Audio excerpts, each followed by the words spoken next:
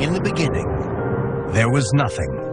Somehow, out of this nothing came everything. Out of this vibrant nothingness, matter, energy, space, time, consciousness, mind emerged, came out. How is it that something as unconscious as the matter of the brain can ever give rise to something as immaterial as an experience? If you want to see fear in a quantum physicist's eyes, just mention the words, the measurement problem. The measurement problem is this: an atom only appears in a particular place if you measure it. In other words, an atom is spread out all over the place until a conscious observer decides to look at it. So the act of measurement or observation creates the entire universe. Only conscious beings can be observers, then we're intimately hooked into the very existence of reality. Without us, there would just be this expanding superposition of possibilities with nothing definite ever actually happening. Out of millions and millions of blobs of energy and light, photons and electrons, they make up this imaginary three-dimensional solid world, which doesn't exist at all according to relativity or quantum mechanics. Anytime we attempt to look at particles beyond a certain level, the very act of observation changes things. And in addition, the more you look at individual particles, the more you realize that there is no such thing as one electron. An electron, or any elementary particle, exists only in relationship to other things, like other particles, or the universe at large. This means that deeply enough, and you dive down into the nature of matter, everything we know about the everyday world dissolves. There are no objects anymore. There are only relationships. There's no locality anymore. There's no time anymore. The more you look at something in detail, in what we think of as solid matter, the less and less solid it begins to look. The only realities we know are the ones our brain manufactures. Our brain receives millions of signals every minute, and we organize them into holograms, which we project outside ourselves and call reality. Well, the brain cortex, if it is also a hologram, then it's a three-dimensional hologram. If two-dimensional holograms reconstruct three-dimensional images, then, ergo, it follows that three-dimensional holograms reconstruct four-dimensional images. A hologram is a metaphor.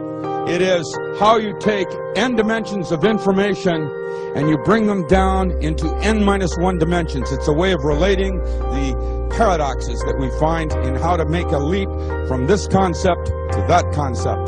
The conceptual pigeonholes we use, words, to describe reality, are phenomena inside our head. They're not out there. And most of the time this is a philosophical quibble, but when you get down to quantum physics, and this is one of the reasons that Bohm came up with the holographic idea, it starts to have real effects. And one of those is it's been discovered that if you take two subatomic particles like electrons, in certain instances, when you do something to one, it will always affect the other, no matter how far apart they are. Well, how can this be? But what this tells us is that once matter is physically joined, even when it becomes separate, the energy is still there that's connecting it. And this is why it's important to me, because if we go back far enough in time, all the particles of matter of this entire universe that are expanding were all meshed together in a single particle about the size of a green pea. That's what scientists tell us today. That's what the computer models suggest. That if you could go into the universe today and take all the particles of matter and take out all the space in between and bring it together and compress it into a size of a single green pea, it means that you and me and every one of our listeners, we were all once part of that same particle that creates this whole universe today. And even though those particles are now separate and expanding, and the studies show that they are, energetically we're all still linked. So an atom and its electron are multiversal objects. And that multiversal object is what the quantum mechanics is describing. Now, that means that the parallel universe aspect of reality as described by quantum theory must apply to objects of all sizes. Humans, stars, galaxies, everything.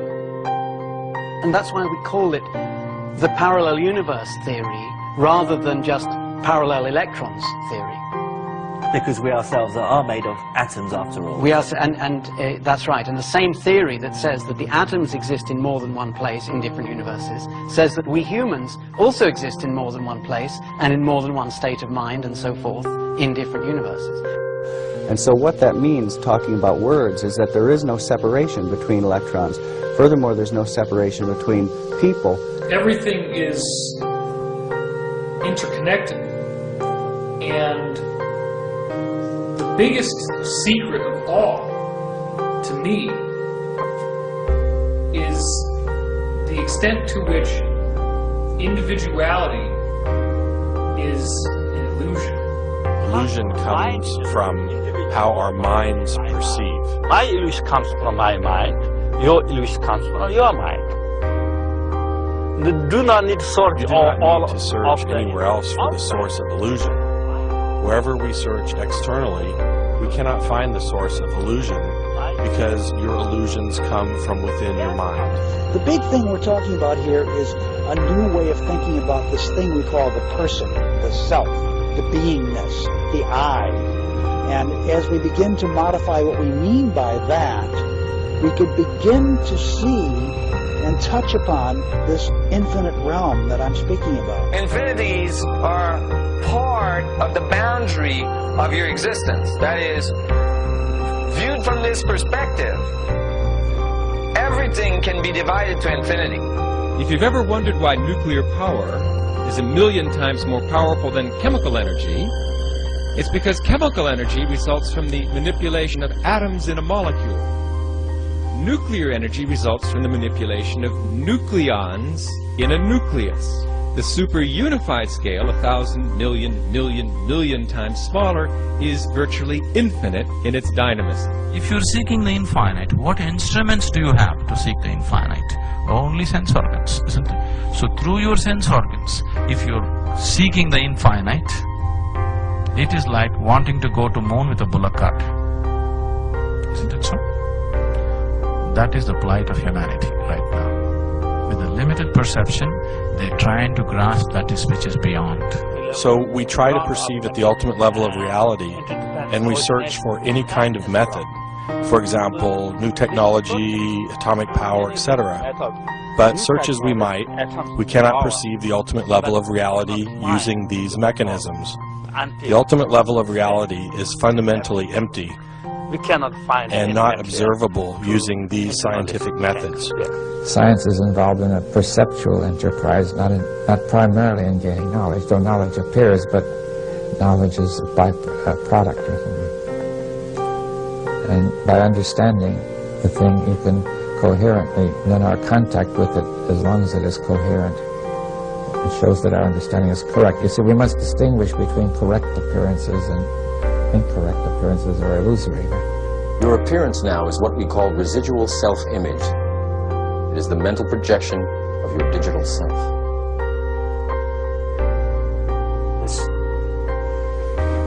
This isn't real. What is real?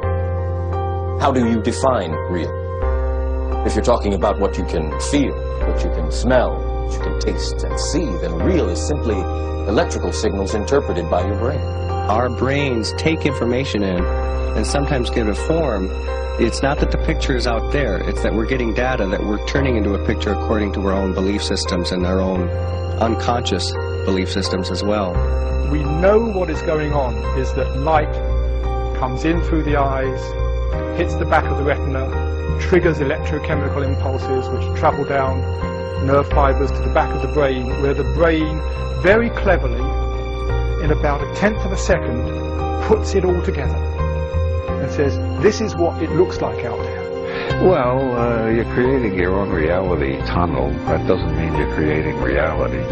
Out of reality, whatever that is, out of the infinite flux of energy, you're creating your own reality tunnel, and most people aren't aware of it. Most people aren't aware of it. All matter is merely energy condensed to a slow vibration.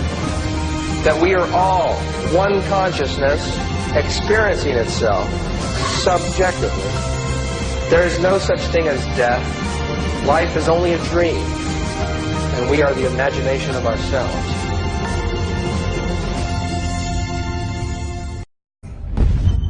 Since the beginning of time, we have been searching for a deeper understanding of our experience and our existence. Civilizations have risen and fallen, leaving behind traces of wisdom. Are there clues in these traces that can help us unite this ancient wisdom with today's cutting-edge scientific research? Can we view nature in a more holistic way that will solve many of the major problems facing our world today? Are you ready? We're crossing the event horizon. Maybe instead of looking for a fundamental particle, we should start looking for a fundamental principle of division. We should start looking for a fundamental pattern of creation, because if we understand the pattern, we understand the principle behind the identity. Now we have the key to creation, the key to universal forces. I found eventually that the key was geometry. In a boundary is the possibility of infinite division, and thus infinities and finite structures are complementary. If our universe is expanding, then there must be something contracting, there must be some compression happening in order to get expansion. There must be a feedback between the expansion and the contraction. And the fact that we could start to see the information feedback loop between the radiative side and the contractive side starts to open a whole new field of physics. So basically Einstein said, gravity is the result of space-time curving like the surface of a trampoline. What we say in this paper, yes, and when space-time curves, it doesn't just curve, but it curls, just like water going down the drain, and that generates spin. And that's the source of the spin of all things. Now when you look in nature, you can see these dynamics. Taking these principles and applying them to yourself, you could start to visualize, you could start to imagine, you could start to experience that maybe within the confine of the finite structure that you're in is the potential of infinite division, the potential of infinite amount of information. You're transferring that information through your boundary to the infinite of the universe within yourself. Everything we see in the universe is just division of that energy density of the vacuum in various scales. The biological resolution is the link between the large and the small. You are the event horizon. Instead of seeing yourself as an insignificant little dot that means nothing to the universe, you start to see yourself as the center of creation. Everyone else is the center of their universe as well. And thus, we are all equal, and we're all one.